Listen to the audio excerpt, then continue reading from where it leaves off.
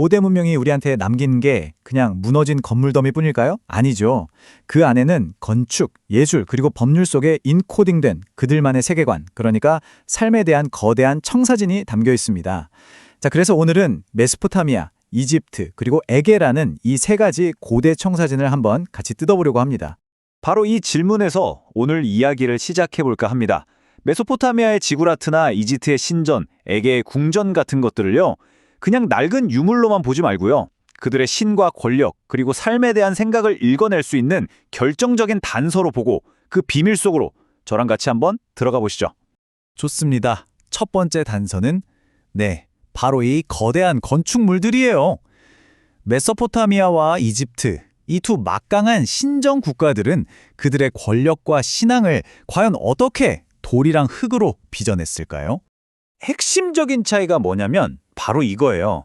메소포타미아 사람들은 신이 사는 저 높은 하늘에 조금이라도 가까이 다가가려고 인공산을 쌓아 올렸습니다. 근데 이집트의 파라오들은 달랐어요. 자기 자신이 바로 신이다, 이 땅을 지배하는 존재라는 걸 선포하기 위해서 건축물을 세웠죠. 그러니까 하나는 하늘을 향한 열망이고 다른 하나는 세상을 향한 선언인 셈이죠. 완전히 다르죠? 이 표를 보시면 그 차이가 아주 명확하게 보입니다. 메소포타미아의 지구라트는 수많은 구운 벽돌로 만든 거대한 계단, 다시 말해 신이 지상으로 내려오게 만드는 사다리였어요. 이건 인간은 감히 올라갈 생각도 못하는 오직 신을 위한 길이었던 거죠. 근데 이집트의 아부신벨은 어떨까요? 한번 보세요. 거대한 자연 암벽을 통째로 깎아서 파라오의 모습을 새겨 넣었어요. 이건 자연을 정복하고 스스로 신이 되었다는 걸 보여주는 정말 압도적인 선언인 거죠. 위로 향하는 교감이 아니라 옆으로 펼쳐지는 지배적을 과시하는 겁니다. 자, 그럼 이제 건축에서 예술로 한번 넘어가 볼까요?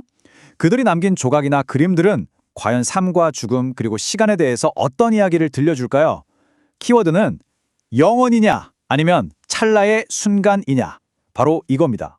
메소포타미아와 이집트, 이 두 문명한테 예술의 목표는 딱 하나였습니다. 그건 바로 영원함을 붙잡는 거였어요.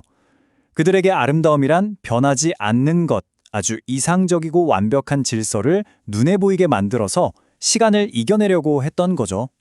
지금 보시는 이 세 가지 예시가 바로 그 증거라고 할 수 있습니다.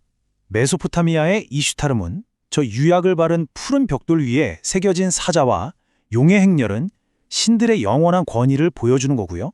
네페르티티 흉상의 완벽한 좌우대칭과 그 고요한 표정은 인간을 넘어선 신성한 질서를 상징하죠. 특히 이집트 네바문의 무덤 벽화를 한번 보세요. 풍요로운 정원에서 사냥도 하고 연애도 즐기는 모습이 생생하게 그려져 있잖아요. 이건 현실에서 가장 좋았던 순간을 그대로 박제해서 죽은 다음에도 영원히 누리고 싶었던 그들의 열망을 보여주는 겁니다. 말 그대로 완벽한 인생샷을 찍어서 영원히 간직하려고 했던 거예요. 그런데 말이죠. 바로 여기서 고대 세계의 흐름을 뒤바꾸는 정말 극적인 전환이 일어납니다. 바로 에게 문명이 등장하면서부터요. 그들의 예술은 영원한 사후세계가 아니라 지금 바로 여기 살아 숨쉬는 순간의 드라마와 에너지를 포착하는 데 집중하기 시작합니다. 완전히 판이 바뀌는 거죠.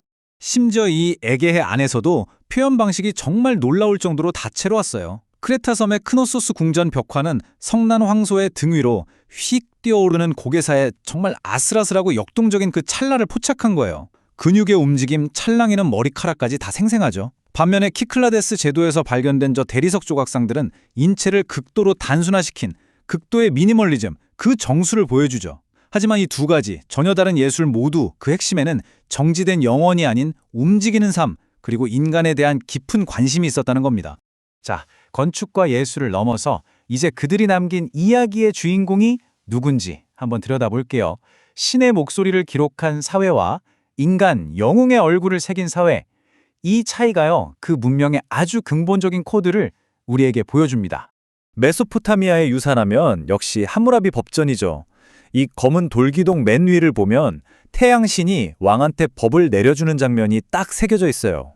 마치 신이 지구라트 꼭대기에서 세상을 다스리는 것처럼 이 법도 신한테서 내려온 절대적인 질서였던 거죠. 점토판에 새겨진 수많은 기록들, 역시 신전 회계나 왕의 업적, 뭐 이런 것들 모든 게 신과 국가, 그게 중심인 이야기였던 거죠. 근데 여기서 진짜 중요한 질문이 하나 생깁니다. 이 신과 왕의 거대한 이야기 속에서 한 명의 평범하거나 혹은 비범한 인간의 얼굴은 도대체 어디에 있는 걸까요? 바로 여기서 우리는 역사에서 가장 중요한 전환점 중 하나를 목격하게 되는 겁니다. 그 대답은 바로 이 황금 가면, 아가멤논의 가면에 있습니다. 이건 추상적인 법도 아니고 완벽한 신의 모습도 아니에요. 이건 트로이 전쟁을 이끌었던 한 명의 왕, 죽을 수밖에 없는 운명의 한 인간 영웅, 그의 얼굴을 영원히 기억하려고 만든 겁니다. 신의 이야기가 아니라 인간의 신화를 기록하기 시작한 거죠. 드디어 역사의 무대에 개인이라는 주인공이 등장하는 순간입니다. 자, 이제 슬슬 모든 조각들을 한번 맞춰볼 시간이 된 것 같네요. 지금까지 우리가 본 이 거대한 세계관의 차이가 사실은 그들이 손에 쥐고 썼던 가장 기본적인 재료의 선택에서부터 시작됐다는 걸, 이 모든 걸 종합해서 한번 살펴보겠습니다. 이 표를 보시면 이 모든 게 한눈에 싹 정리가 됩니다.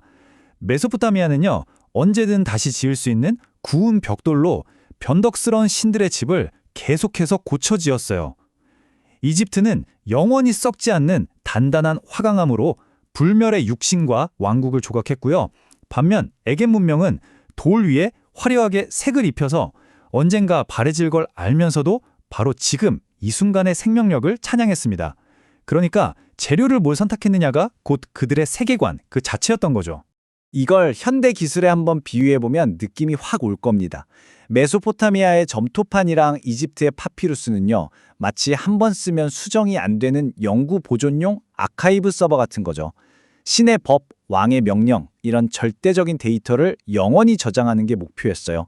반면에 에게의 세계관, 그리고 더 나아가 지금의 우리는 정보가 계속 업데이트되고 실시간으로 스트리밍되는 클라우드랑 정말 비슷해요. 중요한 건 영원한 보존이 아니라 살아있는 지금, 이 현재의 흐름이니까요. 그쵸? 옛날 사람들이 하늘에 닿고 싶어서 지구라트를 쌓았던 것처럼 우리도 하늘을 찌를 듯한 마철루를 짓고 있죠. 그들이 아가멤논의 얼굴을 황금으로 남겼듯이 우리는 영웅의 모습을 스크린 속 데이터로 기록하고요. 수천 년 뒤에 미래의 인류가 우리의 도시와 서버를 발굴한다면 그들은 우리의 청사진에서 과연 우리의 어떤 세계관을 읽어낼까요? 이건 한 번쯤 생각해 볼 만한 문제인 것 같습니다.